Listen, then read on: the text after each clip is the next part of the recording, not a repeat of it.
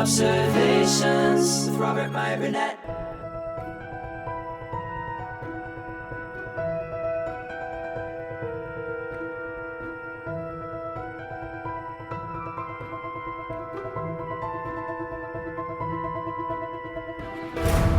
I have to tell you, this is ROBSERVATIONS episode 691.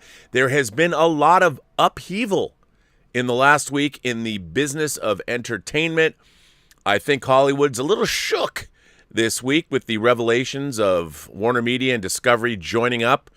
Everyone wondering what's going on, or as my industry guru said, people went to sleep on Friday thinking they worked for the greatest studio in Hollywood, and they woke up realizing they worked for the world's biggest reality television company. But this is what happens. This is the business we have chosen, and it's been interesting. I keep thinking about what is the future of the entertainment industry? How are these companies going to work out? What is happening? And I'll tell you, as if on cue, I've talked about an industry professional, somebody I hold in the highest esteem, someone who his pay grade is so far beyond mine, or whatever mine will be. That alone would make you want to listen to this person. But I admire him. I've admired him since I even knew him for many, many years, actually. And this person has been good to me. And I'm not going to say who. Anyway, sent me an article today, and it was, as I said, as if on cue, this person thought I'd be interested in this article. It was a fascinating article from a source that I had never before encountered, much like the Starship Enterprise in the deepest reaches of unknown space. And obviously, because it comes from a venture capitalist, and he used to be a consultant for Amazon.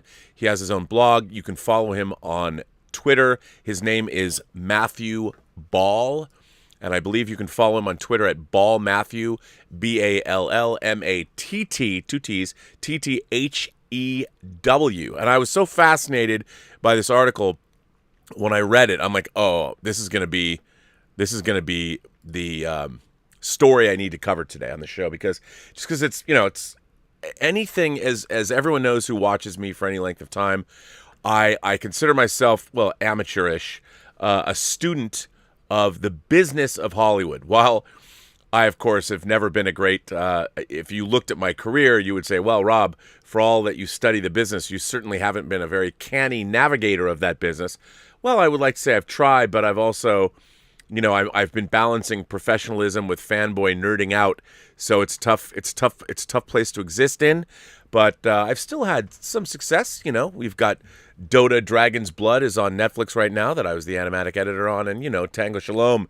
If you want to go see a fun time at a drive-in, you can go see Tango Shalom, my latest feature film that I produced and edited in Washington, D.C. on the 26th. That would be a week from today. How cool is that? Anyway, that's just an excuse as to why I'm not as rich as Aaron Spelling. But anyway, so I really love this article, and it's a long article, and there are graphs and charts, and I'm going to share them with you. I hope you will enjoy this article as much as I did, because it's fantastic, and I just wanted to read it out loud. So again, this is from MatthewBall.vc, and he wrote this article, and he has it tagged under Disney and IP storytelling. He wrote this on May 5th. And again, I found this article incredibly fascinating.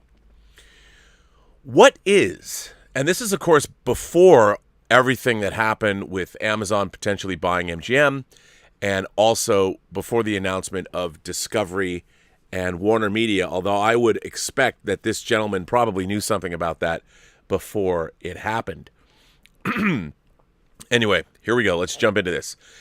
In the 1960s, Theodore Levitt, a resident economist and professor at Harvard Business School, unveiled his theory of marketing myopia. Specifically, he postulated that too many companies define themselves through their products rather than the needs they fulfill. This idea has been largely remixed as job to be done theory. This mindset exposes these companies to displacement and disruption. The classic example here is the petroleum industry, which, in its obsession with fossil fuels, has missed out on solar, nuclear, geothermal, etc. Another focuses on the major railway companies of the early 20th century, which missed out on buses, cars, and trucking due to their focus on trains and not transportation. Management theories go in and out. The 1990s were particularly harsh on conglomerates, most of which struggled to show the benefits of strategy creep. Synergies sounded good and marketing myopia bad, but ultimately most blue-chip companies delivered greater shareholder returns through focus rather than tackling uncertain, if occasionally insurgent, adjacencies. The digital era has made conglomeration a little more popular. Example, Amazon. Yet for the most part, market leaders tend to be specialized. Facebook, not Google+. Shopify and Stripe, not Amazon Pay. TikTok, not Instagram. Tinder, not Facebook dating. These ideas are interesting when one considers the modern-day entertainment industry. Historically, we defined an entertainment company around its core offering. Marvel was a comic book company. Mattel, a toy company. ESPN, a sports network, etc. When people think of the classic Disney flywheel, which Walt himself devised in the 1950s, and which is the current obsession of every Hollywood executive today, they typically misremember the center of this flywheel as IP. It was actually creative talent of studio and theatrical films. Even Walt described Disney as a movie company. It's clear today that these company definitions are no longer right. Disney's theatrically focused film studio is inarguably the best in the world. It had roughly twice the revenues and 3 times the margin of the number 2 player in 2019. However, Disney Parks division generated more than twice the revenue and profit of its studio division. Disney's future, meanwhile, depends on a direct-to-consumer video platform that's mostly growing through television series and not feature films. In 2019, Hasbro bought E1 so that it could sustain, if not build, its merchandise lines such as G.I. Joe, Transformers, and Battleship into an ever-growing cinematic universe spanning TV and film. Mattel, too, is driving adaptations of its top franchises, including Barbie, Hot Wheels, and the Magic 8 Ball.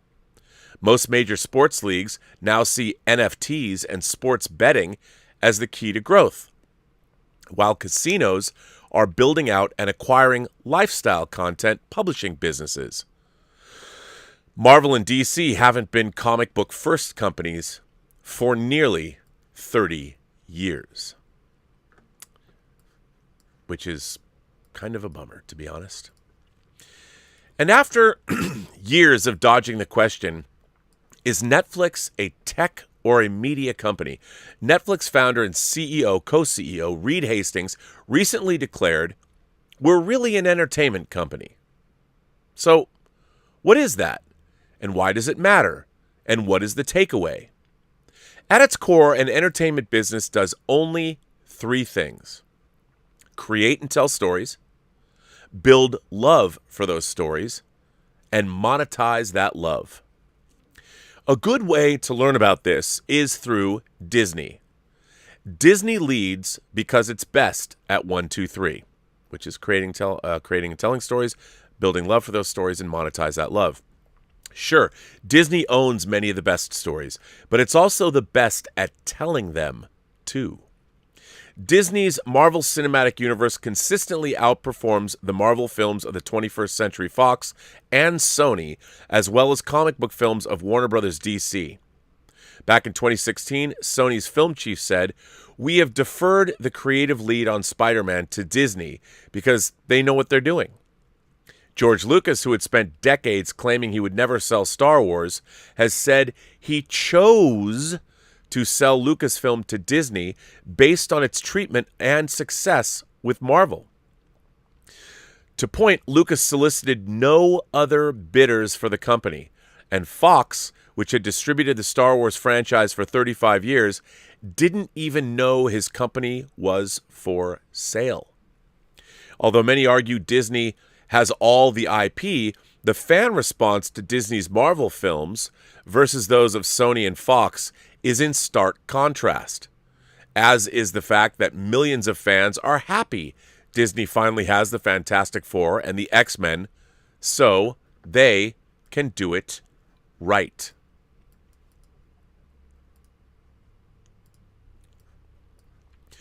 The last two Harry Potter films were the lowest performing in the Wizarding World's 10 films, even though the global box office has grown 150% since the franchise's first release. There have been dozens of attempts from a dozen studios to adapt classic, out-of-copyright Western tales over the past 2 decades.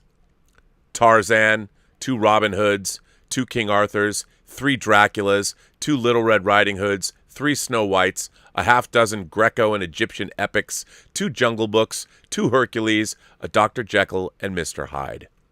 At best, these films broke even. Most lost a lot. It's hard to argue Disney would not have had greater success, and we'll soon find out. Disney is currently working on live-action adaptations of Peter Pan, Robin Hood, and The Little Mermaid. While IP matters, execution determines profit and loss. Disney is also best at developing love for IP. Here, the Marvel Cinematic Universe is a great example, in part because Marvel couldn't launch its CU using its most popular comic book characters, which competitors like Sony owned.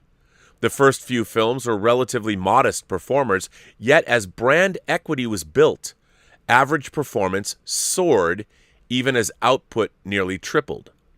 Over its first 5 years, Phase 1, the Marvel Cinematic Universe released an average of 1.2 films per year and grossed $291 million, inflation adjusted, per film domestically.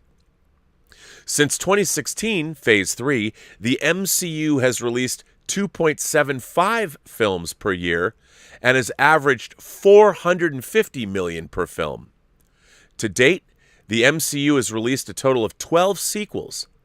On average, these titles outgrossed their predecessor by 31%, with only one grossing less. And the one film that declined was the second Avengers film, which was the sequel to the third highest grossing film of all time and still went on to become the sixth highest grossing film in history. The third Captain America came out 5 years after the first and grossed 2.5% more. Disney, hang on a second, let me change the chart. Disney also leads in sustaining and transitioning love generationally. Consider, for example, how many families have Disneyland photos of their kids with Mickey or Woody on the fridge, or how many of these kids have kept those photos decades later, and now as adults, they recreate the moment with their kids or compare their photo to that of their spouse. As I wrote in Disney IP and Returns to Marginal Affinity, love is incredibly important in storytelling. It is the intangible yet most important differentiator. Businesses based around storytelling franchises excel based on an intangible sort of operating leverage, because it doesn't actually cost more to make someone love your content more, but the value of this love is substantial. Companies like Disney benefit from enormous returns to marginal affinity. We see this in a number of ways.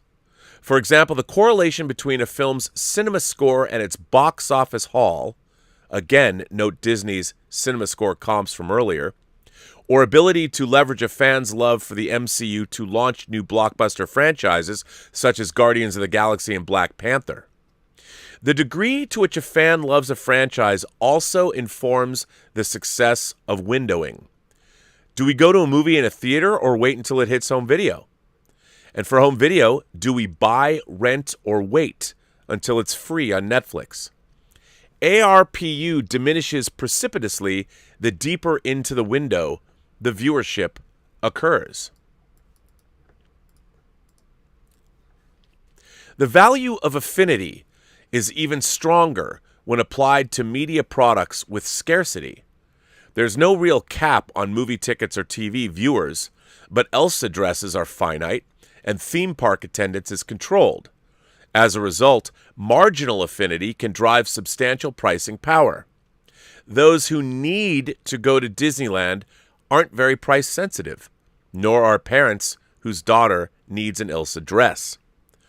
A little bit more love translates to a great deal of revenue, with no marginal cost and substantially greater profits.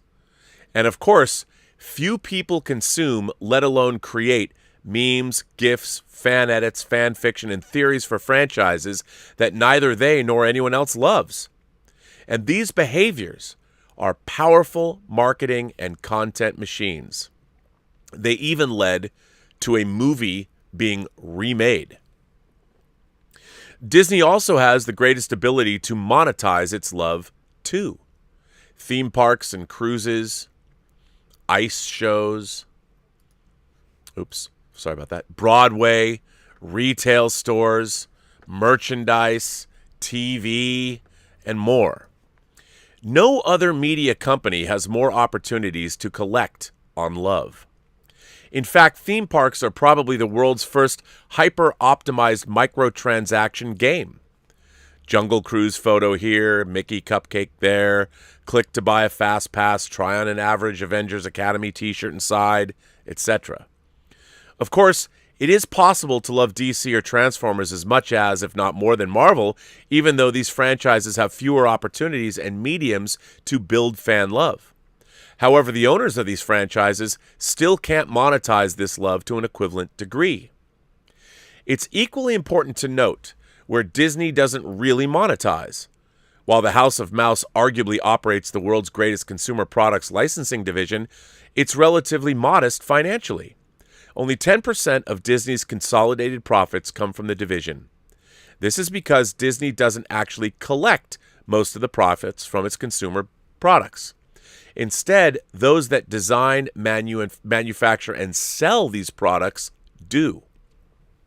Disney could increase its role in consumer products manufacturing and distribution, thereby capturing more of the profits. But what really matters is that if a little girl wants to, she can easily wear an Elsa dress or sleep in Frozen pajamas or a Cars bed. This is incredibly potent mind share and love building.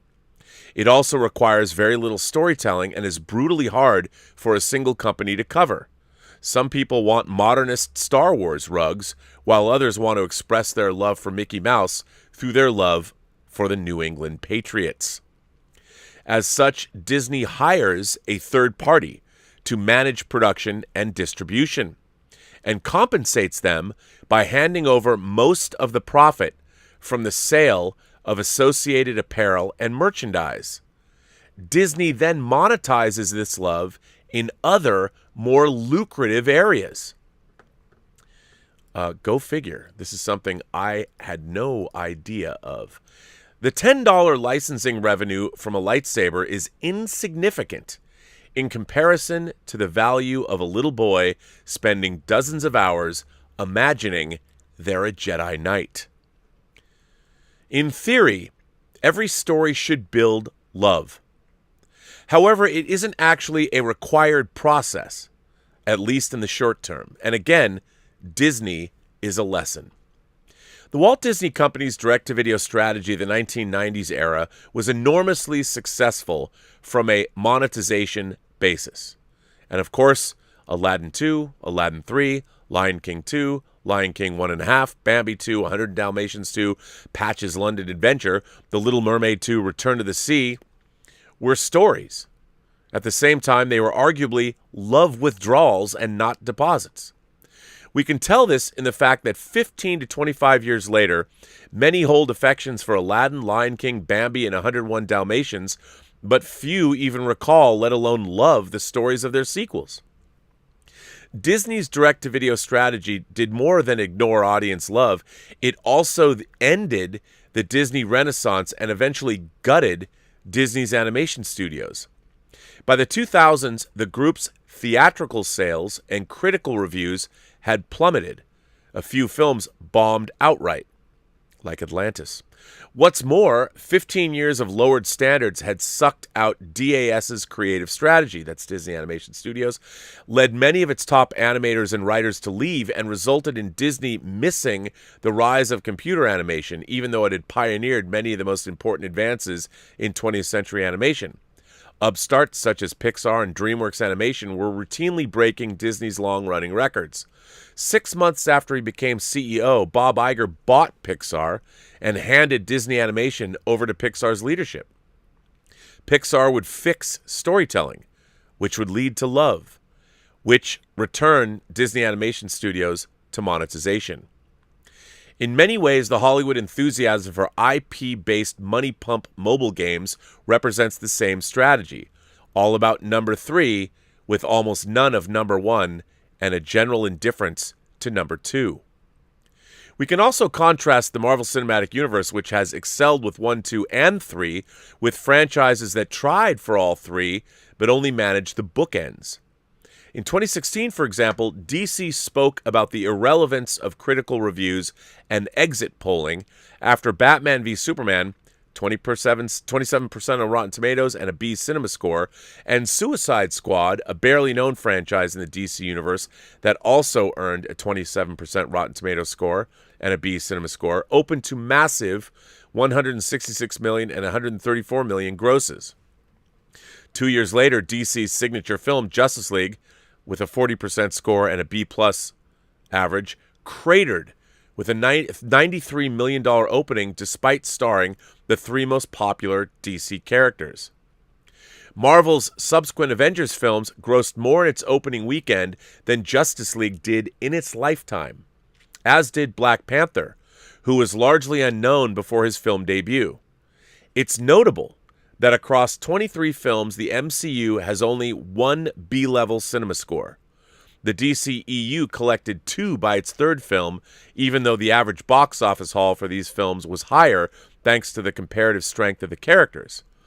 If you build love, monetization follows. If you underperform, monetization is harmed. Notably, Disney's Star Wars franchise also declined as fans bristled at Disney's creative decisions and mismanagement. Episode 8 grossed less than Episode 7, and Episode 9 tumbled even further, grossing half of 7. The second spin-off, Solo, grossed 37% of the first. No one can escape the cost of harming love.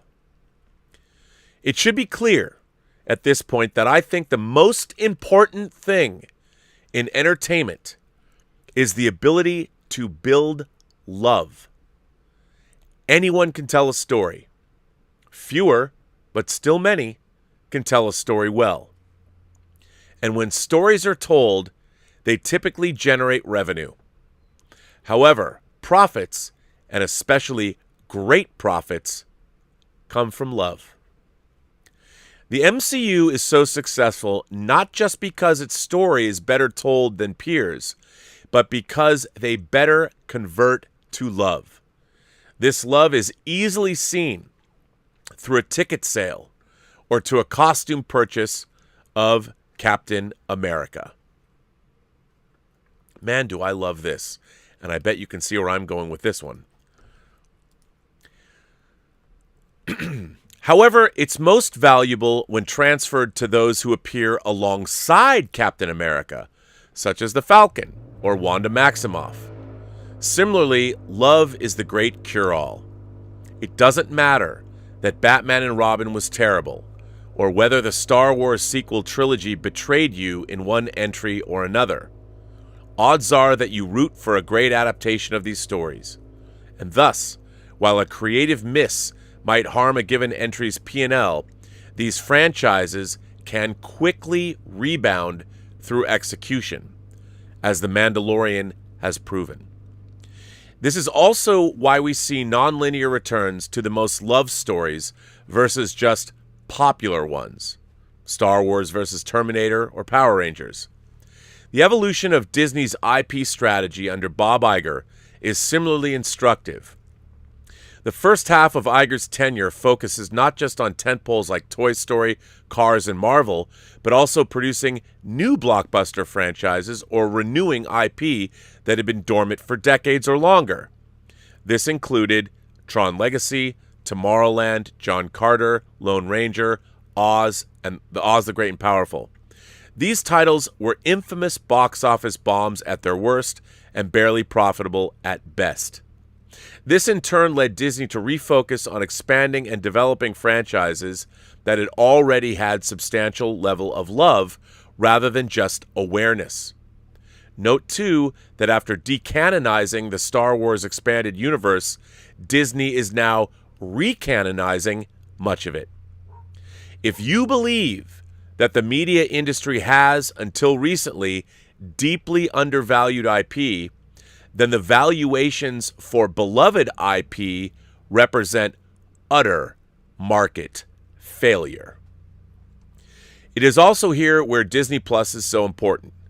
Disney didn't need a direct-to-consumer SVOD service to successfully tell stories and build love for them.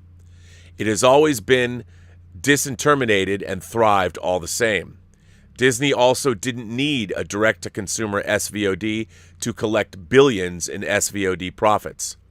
Under the arms dealer model, it could have just kept making its film and TV shows and collected 6 to 10 billion in SVOD profits per year just from licensing to Amazon, Netflix, Apple, and HBO.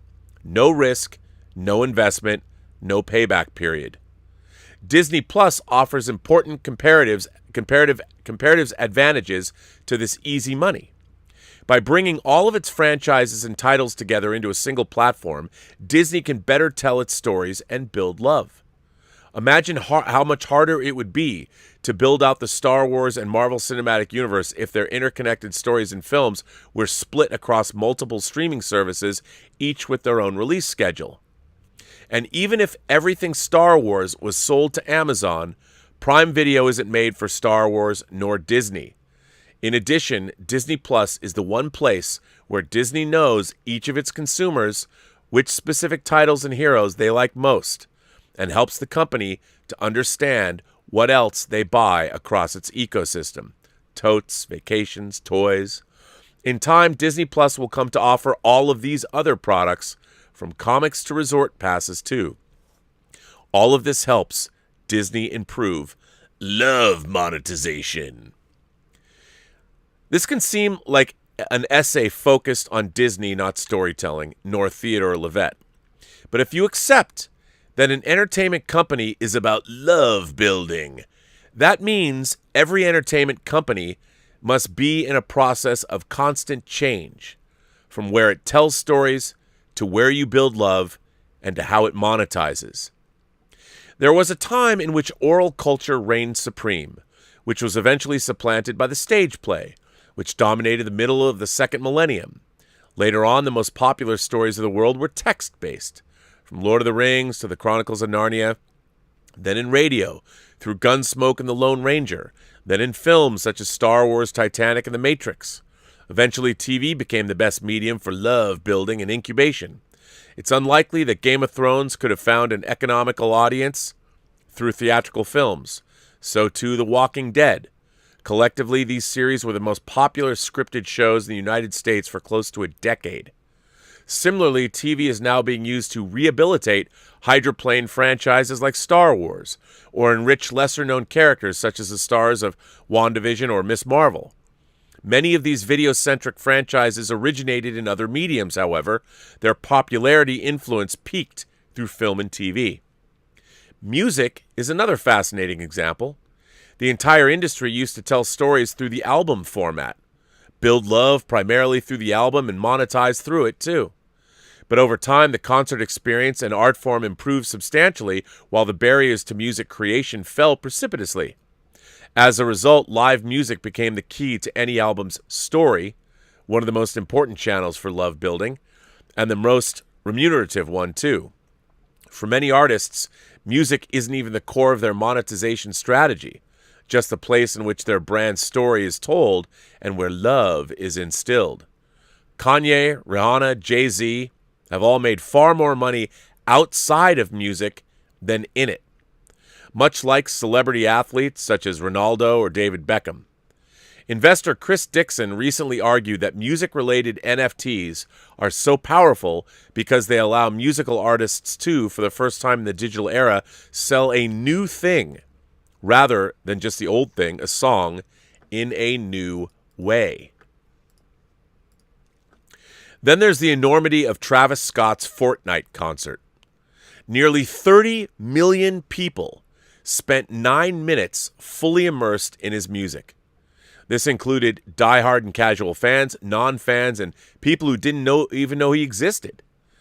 There is no other experience on earth, including the Super Bowl halftime show, that can deliver this degree of reach and attention, COVID-19 or not. The track Scott premiered during the concert, The Scotts, a collaboration with Kid Cudi, debuted at #1 on Billboard a week later. This was Cudi's first Billboard #1 and the biggest debut of 2020. In addition, several of the tracks Scott performed from his 2-year-old Astroworld album returned to the Billboard charts, and many millions of dollars of virtual Scott goods were sold. The constant changes in 1, 2, and 3 speak to how the entertainment industry is changing beyond D2C SVOD. The closest trends are video gaming, interactivity, and multimedia, transmedia, cross-media storytelling. Taken together, this will fundamentally alter competitive dynamics, which stories we love, and how much. Over the past 20 years, many new franchises have been born or elevated, from Twilight to Game of Thrones, and many of the biggest franchises, such as Star Wars and Marvel, have grown stronger. But in aggregate, the medium that has generated the most new love is video games, which is what I was saying on this channel a couple of days ago about things like Ghosts of Tsushima or The Last of Us.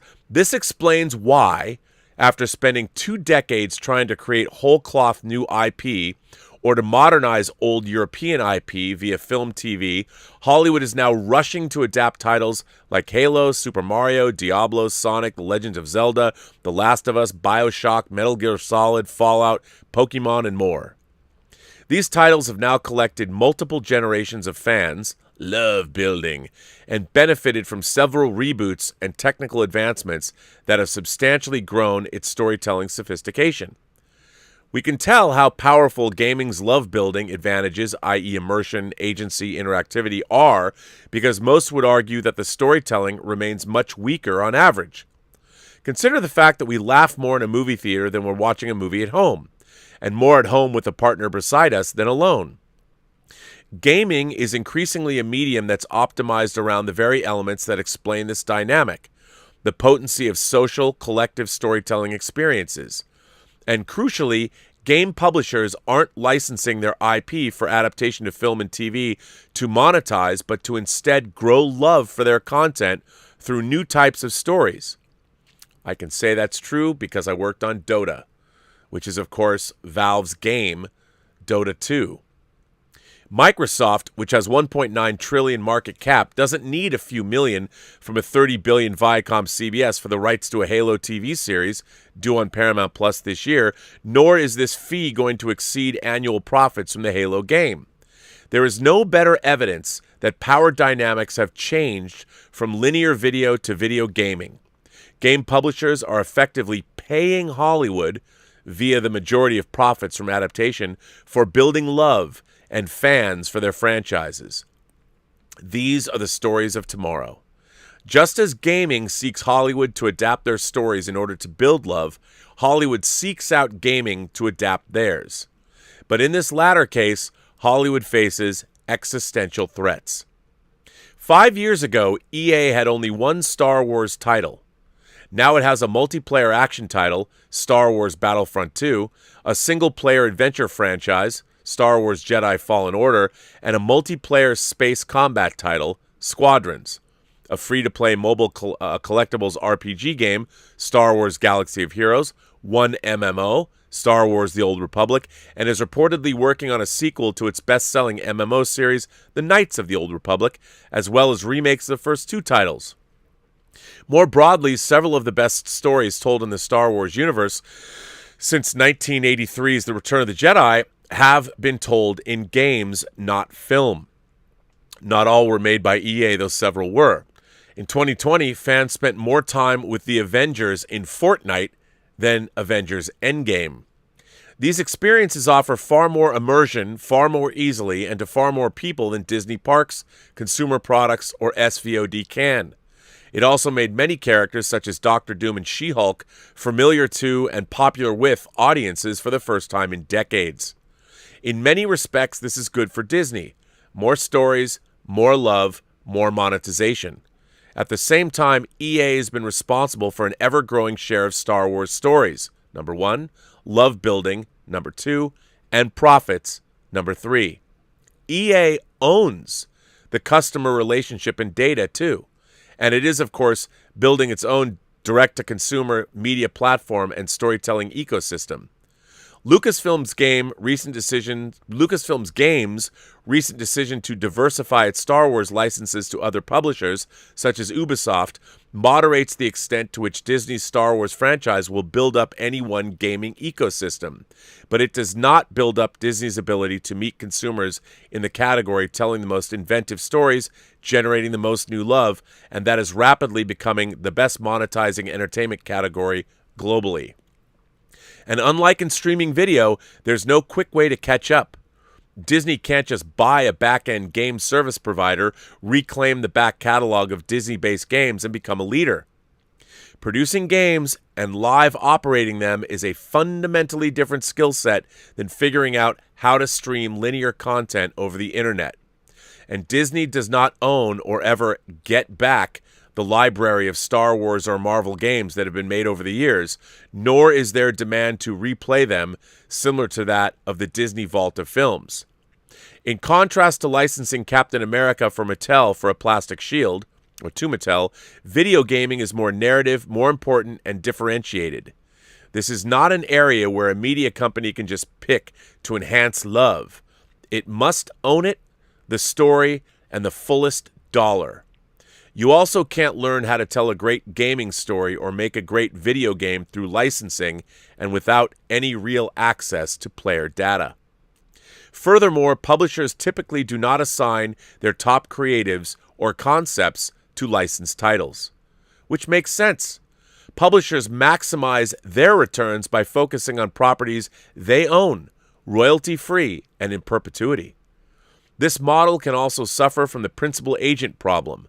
Licensees, after all, are less focused on the long-term strength of the underlying IP than instead maximizing the value they collect while it's theirs to use. This led Disney to publicly condemn EA's monetization model for Star Wars Battlefront 2 and force change. And even when the principal agent problem isn't at work, licensees aren't in the business of supporting their licensors' other objectives. Example, selling movie tickets or merchandise. When Netflix's The Witcher TV series started streaming, The Witcher 3 video game saw its player count grow 3 to 4 times. And the 30-year-old book series returned to the New York Times bestseller list for the second time ever and received a 500,000 copy reprint for the U.S. alone.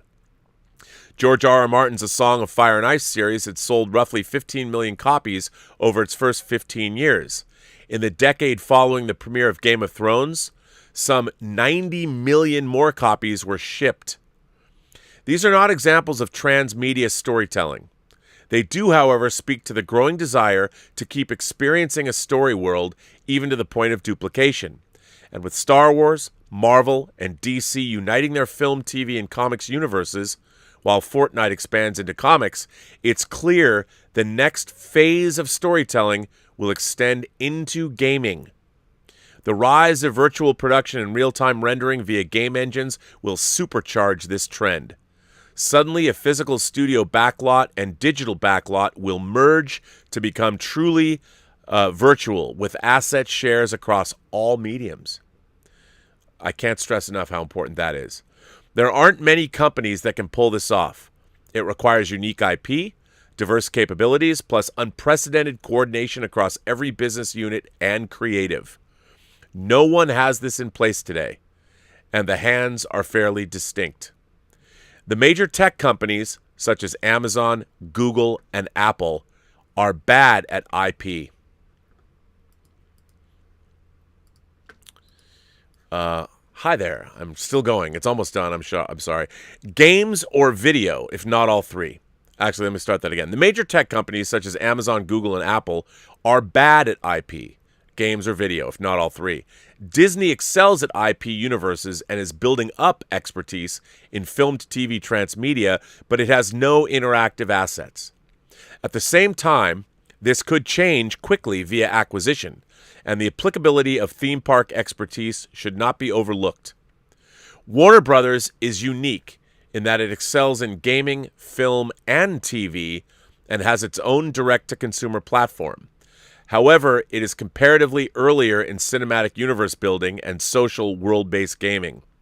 Done right, this transmedia universe could be the path to surpassing Marvel, just as Marvel's cinematic universe model was used to surpass the rest of the industry. Sony is another leading candidate. Over the past 20 years, no one has created more globally resonant and largely narrative IP, from God of War to The Last of Us, Horizon Zero Dawn, Uncharted, Death Stranding, the PlayStation Spider-Man series. More impressive still, Sony has done this under a largely decentralized studio model. These titles and other gaming-native IPs such as Metal Gear Solid are now being adapted into film and TV by Sony Productions. Sony also boasts its own virtual production arm, while Sony Immersive Studios recently partnered with Sony Music to produce a live, virtually produced VR concert with Madison Beer. And then there's Sony's market-leading PlayStation console platform and close partnership with Epic Games. But corporate integration has always been Sony's biggest obstacle, hence missing the MP3 smartphone, CTV, and SVOD market opportunities despite the aforementioned assets. In addition, Sony is weakest in online multiplayer, UGC, and live-operated worlds. Riot Games already operates one of the world's largest video game franchises, League of Legends, and has long envisioned itself as a modern Disney. Over the past 2 years alone, the company has launched 3 League of Legends spin-offs, an auto battler, a mobile MOBA, and digital collectible card games, with several more to come.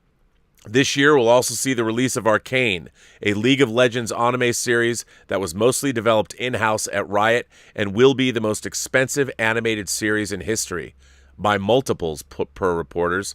Riot also operates a virtual K-pop girl group composed of League of Legends heroes that has already topped Billboard global streaming charts on 2 occasions, and the squad's first music video hit 100 million views on YouTube in a single month and is approaching 450 million today.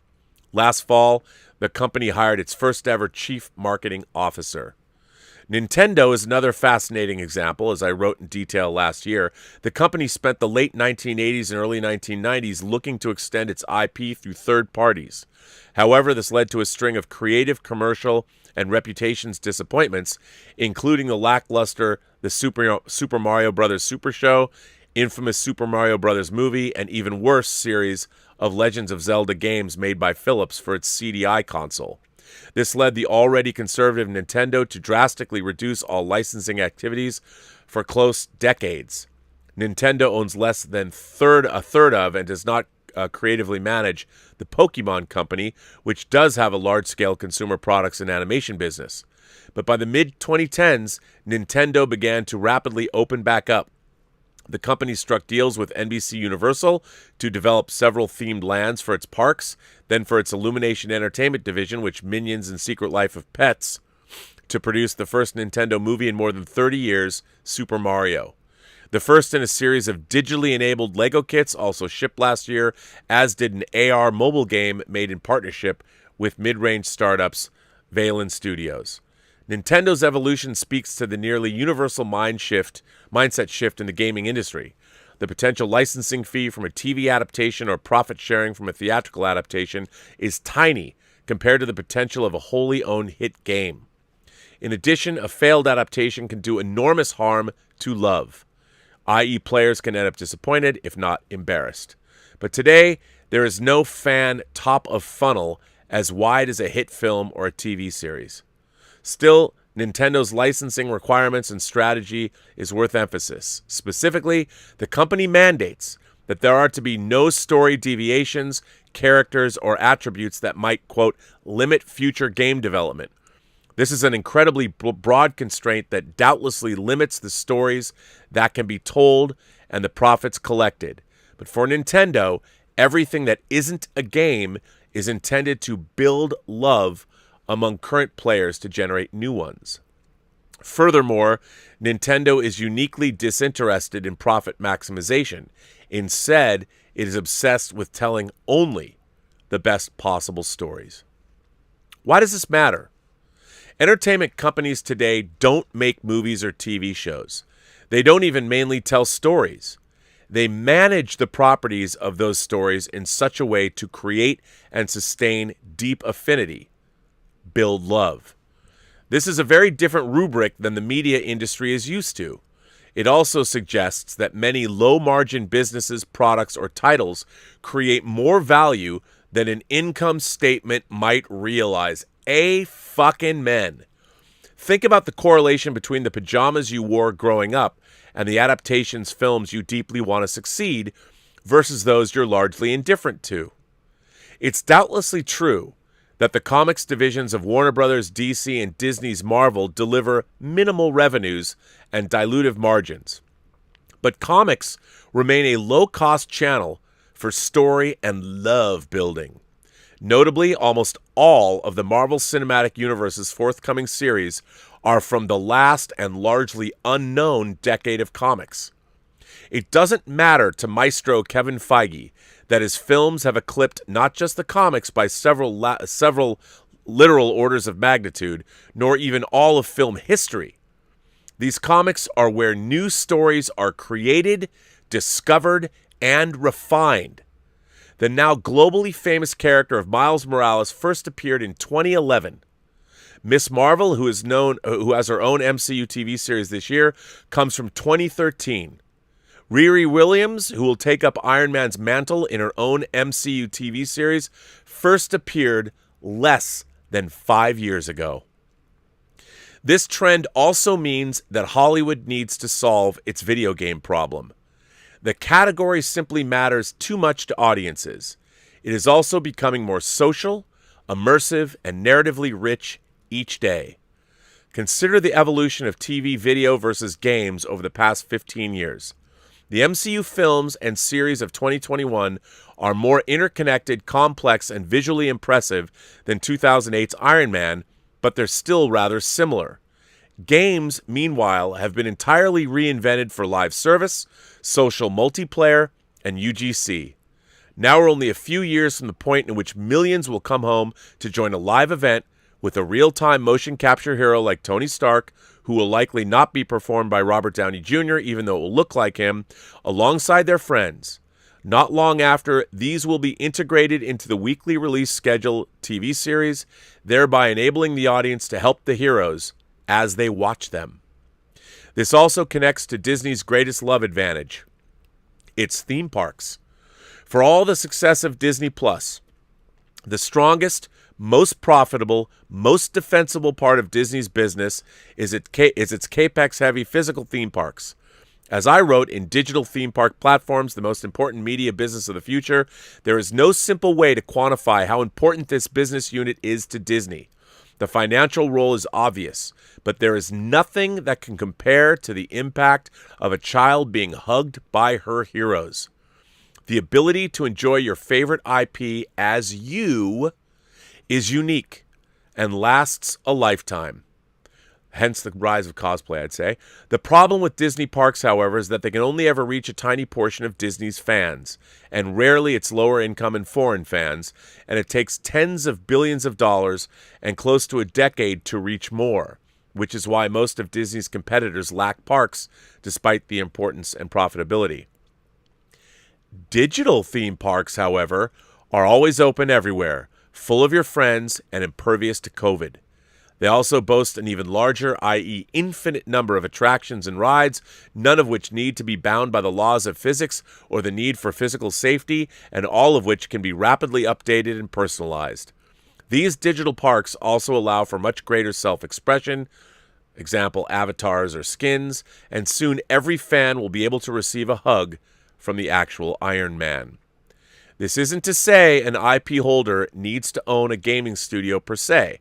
Obviously, that's an advantage in a number of ways, but at minimum, every IP owner needs cohesive and comprehensive strategy for interactivity that goes beyond MG, GGs, and avatar licensing. What does all of this mean for the entertainment industry overall? Well, one of the key lessons over the past several decades in entertainment is one of more. We want more of the stories we love, more often, in more places, and more media, always. We might gripe about how Disney will never let Star Wars end, or that the endless sequels undermine the significance of any films that came before. But the truth is, only we want something to end until immediately after it does. Give us The Mandalorian. Even as we tire of the sequel trilogy and then the second season of The Mandalorian 1 year later. We hated the prequels, but delight at the idea of a spin-off of Ewan McGregor's Obi-Wan. 2 Star Wars games aren't enough, nor is 4. Just look at gaming over the past year and a half. Yes, the pandemic led us to play more games, but mostly we played our favorite games more. If our biggest stories become bigger, and ultimately we want endless amounts of more from our favorite stories, then most of us will hit a sort of Dunbar's number for franchises. The bigger Marvel or anyone gets narratively in love building and in monetization, the harder it will be for a Power Rangers reboot, or a Dark Universe, or a Transformers ecosystem to grow. Consider the mocap example. We're not going to run home to mocap every hero we know of, even if we watch a diverse selection of hero movies. This means fewer stories will collect ever more of the benefit.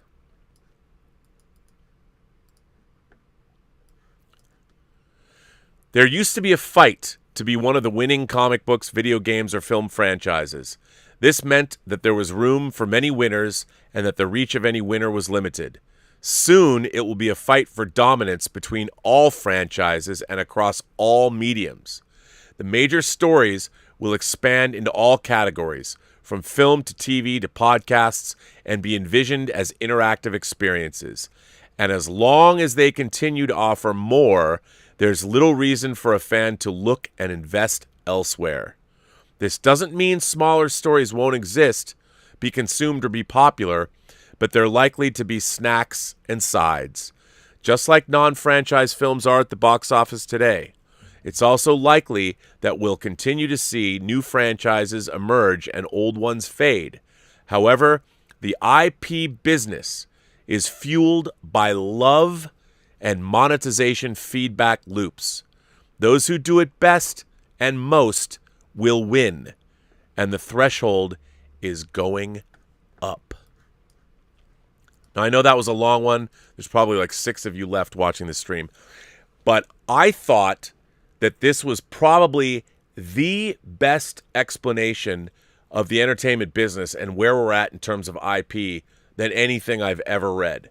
So kudos to MatthewBall.vc. I'm going to put this article in the live chat because there's so many links in here and so many other things that you could learn from. I would suggest reading this article again if you're interested in the subject matter and really delve into it. But I'm sure all of you can tell what I was thinking when I'm reading this article. Can you guess? All I could think about was Star Trek. All I could think about was how the Star Trek franchise is doing none of what is being done or what this article suggests. And also where the comics industry is right now. Your agendas, all of the ridiculous, all of the subjugation of stories in favor of today's in vogue political or identity politics agendas, if you go down that route, and we are watching the comic books industry go down that route, we're watching Star Trek go down that route, according to this gentleman, according to Mr. Ball, you will fail utterly. And I love the idea that these properties, according to this article, and I agree 100%, the entertainment business does only three things: create and tell stories, build love for those stories, and monetize that love. The first thing you have to do is create and tell stories and build love for those stories. If you aren't doing that, you're failing. And how many franchises now are at war with their own fans? The people that they're supposed to build love for. And it's amazing to me because all of these franchises, whether it's Star Wars, whether it's Star Trek, whether it's Doctor Who, whether it's Game of Thrones, whatever you want to call it, it's amazing to me that the very biggest of these franchises and IPs are at war with their consumer base. And this is because of the way these franchises are being managed by these entertainment companies, where they forget that first and foremost, the people that should be working as creators on these properties should be passionate and want to tell the best stories they can. You don't want a guy like J.J. Abrams, when he's promoting his way overpriced Star Trek movies that underperformed, to tell the press, I never liked Star Trek. Why the fuck would you hire somebody like that? Why would you hire a guy like Alex Kurtzman to supplant somebody like Brian Fuller? Like this article says, you find the creators that love your franchise and you invest the kind of money you should, because what you're doing is you're building brand loyalty. And I never understood, until I read this article, I never understood why that we talk about Jazz Inc. and Yost over at Jazz Inc. Why was Yost able to not worry about, say, making Millennium Falcon cockpits and things? Well, to find out in this article, this is the very first time I understood the idea. It never even occurred to me that Disney allows other companies that manufacture their products, the apparels or whatever, blankets, tote bags, backpacks, they allow those companies to profit themselves, because what Disney is doing is investing in the love. What an interesting strategy, one that I did not understand. So, of course, if some really small company in the Netherlands is building places to put your Hot Toys figures, like a beautiful Millennium Falcon cockpit, of course they're not worried about it, because what is it for? It's for Hot Toys. So you got to buy more Hot Toys, which are a licensed product, and it just celebrate the love. Disney is yub-nubbing it all the way into the future, and it's too bad that not more people understand this, as other franchises fail for one reason only: they're not telling good stories, and in not telling good stories, they're not celebrating the love. I love the idea that this guy, Matthew Ball, who I was unaware of until my friend in the entertainment industry, who, by the way, this was the only article this person ever sent me. And it came with a note that said, I think you'll be really interested in this article. This article might be one of the more insightful articles I have ever read about how the modern entertainment industry works. So if he's watching this, thank you, sir. You made my day. Of course, it was a long article. I could have just given it to you to read, but I figured I'd read it anyway because it helps me when I read things out loud to generate comprehension in what I'm reading. But this article, man, and Matthew Ball, you have a follower in me, sir. Again, Ball Matthew, at Ball Matthew, and that's BallMatthew. Follow him on Twitter, because this guy knows what is up.